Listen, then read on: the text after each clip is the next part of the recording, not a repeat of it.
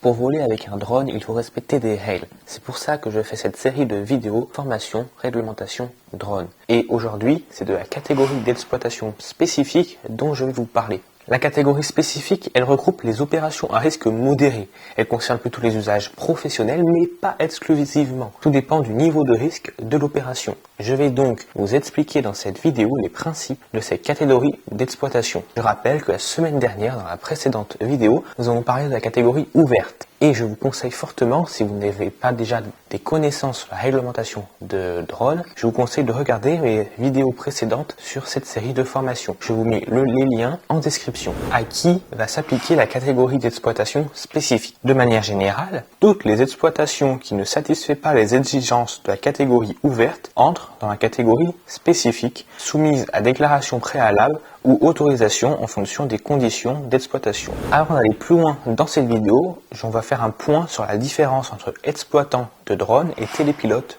de drone. On peut comprendre déjà la différence qui est assez simple. On peut faire l'analogie avec une compagnie aérienne. L'exploitant est la compagnie et le télépilote travaille pour l'exploitant car il pilote effectivement les avions. Et le propriétaire des avions est souvent une autre entité. C'est l'exploitant. En drone, dans le cas d'un auto-entrepreneur ou pour du vol de loisirs, l'exploitant et également souvent le télépilote. Quelles règles respecter et comment voler en catégorie spécifique? Pour voler dans cette catégorie, vous devez obtenir l'autorisation de la DGAC.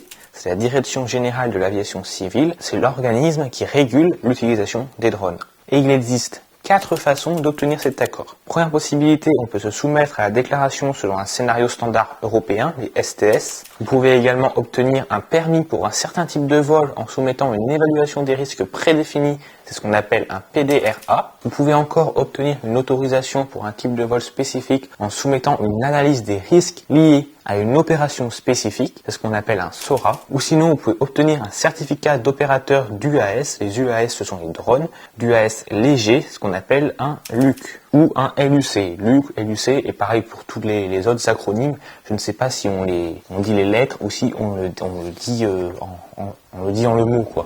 Donc, première option, soumission de la déclaration selon un scénario standard européen. Donc, les règles à respecter. Il faut s'enregistrer en tant qu'exploitant sur AlphaTango. Ceci, on en reparlera dans la dernière vidéo de la série spécialement sur AlphaTango, où je vous expliquerai comment on fait toutes les démarches sur AlphaTango. Il faut ensuite enregistrer les drones qui vont être utilisés, le ou les drones également sur AlphaTango. Il faut avoir 16 ans ou plus, voler uniquement de jour, les vols de nuit sont toujours interdits. Si votre drone a une envergure inférieure à 3 mètres, alors vous pourrez voler au-dessus d'une zone contrôlée au sol, on reparlera de ça plus tard, de qu'est-ce qu'une zone contrôlée, à vue ou hors vue. Si votre drone fait moins d'1 mètre d'envergure, vous pourrez voler en vue, mais hors des rassemblements de personnes. Et si votre drone fait également moins d'1 mètre d'envergure, vous pourrez voler en hors vue, au-dessus d'une zone qui est faiblement peuplée. Les vols sont toujours limités à 120 mètres de hauteur, ou 120 mètres du point le plus proche de la surface de la Terre, pour être plus précis. Il faut disposer d'un manuel d'exploitation appelé MANETS. Ce MANETS, il est garant de la sécurité des opérations, mais ce n'est pas un document administratif. Il va décrire vos opérations et les opérations devront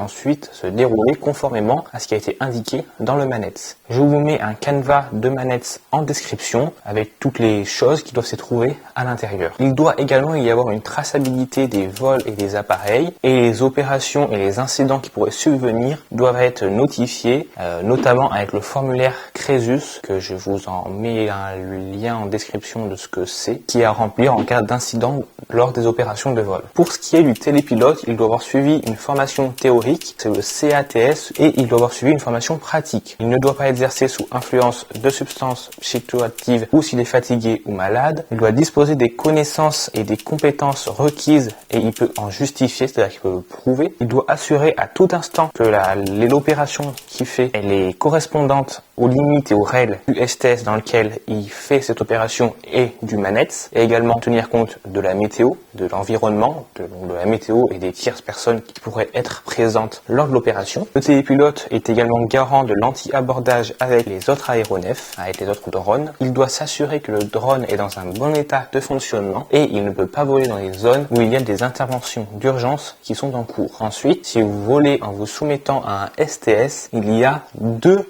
sous-types de STS, le STS 01 et le STS 02. Le STS 01, ça va être uniquement pour des vols en vue et avec des drones de classe C5 sans marchandises dangereuses. La zone de vol doit être contrôlée au sol au sein d'une zone peuplée. Qu'est-ce qu'une zone contrôlée? Il y a la zone terrestre contrôlée, c'est une zone au sol à la surface de la Terre où l'exploitant du drone est en mesure de s'assurer que les seules personnes concernées y sont présentes. Pas de tierces personnes. Cette zone comprend la zone géographique de vol, la zone d'urgence et aussi la zone tampon de risque au sol. C'est-à-dire toutes les zones qui vont être incluses dans les opérations. Pour exploiter en STS 01, la vitesse maximale est de 5 mètres par seconde. L'exploitant doit disposer donc du manette, on en a déjà parlé tout à l'heure. Ce manette, il doit être complété avec l'appendice 5. Il faut également disposer de l'ERP et pour ce qui est du télépilote, il doit donc, comme je l'ai dit tout à l'heure, détenir le CATS avec la formation pratique. Le télépilote doit tester les FTS. Les FTS, ce sont les systèmes d'urgence de fin de vol. Il ne doit piloter qu'un seul drone à la fois et il ne peut pas le faire depuis un véhicule en mouvement. Si vous n'exploitez pas en STS 01, vous pouvez également exploiter en STS 02. Dans ce cas-là, les vols hors vue vont être possibles uniquement en zone contrôlée au sol et en dehors des zones peuplées. Le drone, cette fois-ci, c'est pour un drone de classe C6, toujours sans marchandises dangereuses. Et il doit y avoir une zone tampon qui est à calculer en fonction des caractéristiques du drone et du système d'urgence de fin de vol. La zone tampon, c'est une zone pour prévenir les risques au sol en cas de chute du drone. Alors, pour une masse au décollage qui est inférieure ou égale à 10 kg, les zones tampons que vous devez respecter elles vont dépendre de la hauteur à laquelle vous volez. Par exemple, à 30 mètres, ce sera une zone tampon de 10 mètres de large. À 60 mètres, de 15 mètres, etc. Je vous les affiche à l'écran. Et si cette fois-ci, le drone a une masse au décollage supérieure à 10 kg, alors voici les zones tampons à respecter.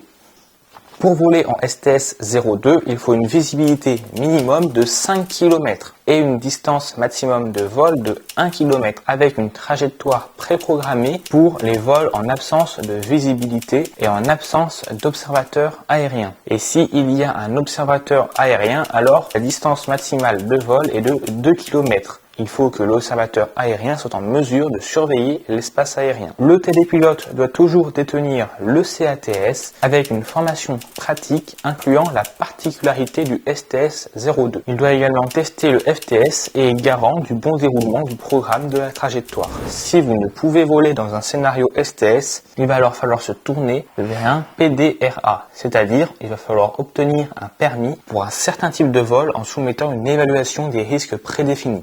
Si, en tant qu'opérateur, vous souhaitez plus de possibilités que celles offertes par les scénarios standards, c'est les STS, il existe la possibilité donc d'utiliser un PDRA. Un PDRA, il décrit les risques au sol et en vol pour un type d'opération défini. Un PDRA n'est donc pas un format entièrement développé. L'exploitant doit décrire comment certains risques seront minimisés. Le PDRA élaboré, il doit ensuite être approuvé par l'autorité aéronautique nationale. Il faut également un manuel d'exploitation, la formation appropriée, le PDRA approuvé. On peut donc ensuite effectuer des vols dans le cadre d'un PDRA. Il y a actuellement 4 PDRA européens qui sont disponibles. Le PDRA S01, PDRA S02, PDRA G01 et G02. Pour le PDRA S01 et le PDRA S02, la lettre S elle est utilisée pour indiquer que le PDRA il est dérivé d'un scénario standard. Pour le PDRA G01 et G02, la lettre G elle est utilisée pour indiquer qu'il s'agit d'un PDRA générique. Ce que cela veut dire, c'est que les PDRA S01 et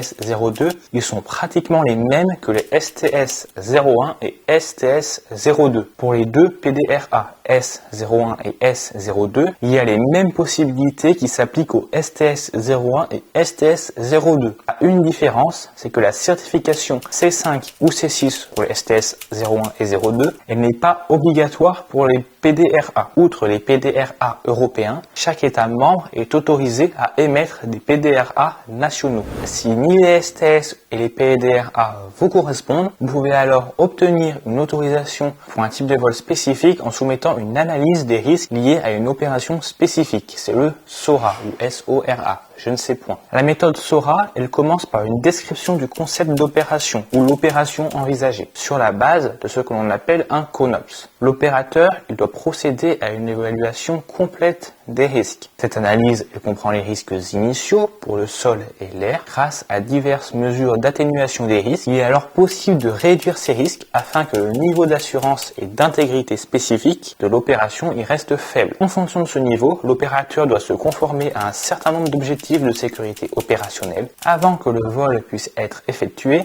l'autorité aéronautique nationale doit approuver l'ensemble du SORA. Et sinon, il est possible d'obtenir un certificat d'opérateur d'UAS léger, donc le fameux LUC, si une organisation dispose de l'autorité d'un certificat allégé d'exploitation, c'est-à-dire un LUC. Ça veut dire qu'elle a été évaluée comme étant capable d'inspecter de manière indépendante les PDRA ou les SORA. Si l'organisation est dans ce cas-là, cela veut dire qu'elle n'a plus besoin de faire une demande à chaque fois pour obtenir un PDRA ou un SORA, mais elle peut se l'auto-donner en quelque sorte. Ça veut dire qu'elle est capable d'elle-même inspecter les propres risques. Et voilà pour la catégorie spécifique. J'espère que j'ai été clair, c'est un sujet assez complexe. Moi, ça fait une demi-heure que je suis en train d'enregistrer la vidéo. Si vous avez des questions ou des remarques ou quoi que ce soit, n'hésitez pas à me demander ou à le dire en commentaire. Je suis là et je vous répondrai. Je ne vous ai ici pas parlé des scénarios S1, S2 et S3, puisque ce sont des scénarios qui sont encore possiblement utilisés, mais il n'est plus possible de débuter une nouvelle exploitation avec ces scénarios-là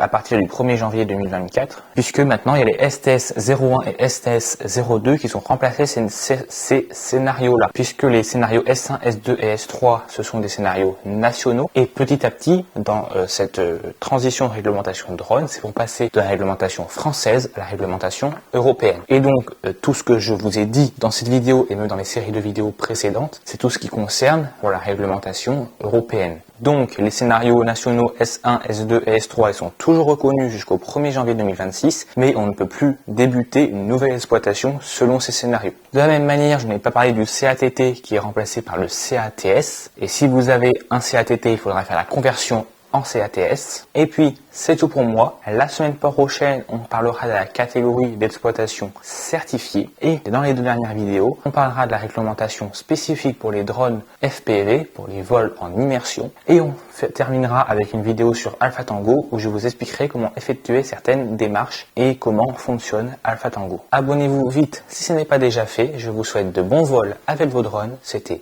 Hugo Vidéo. À bientôt.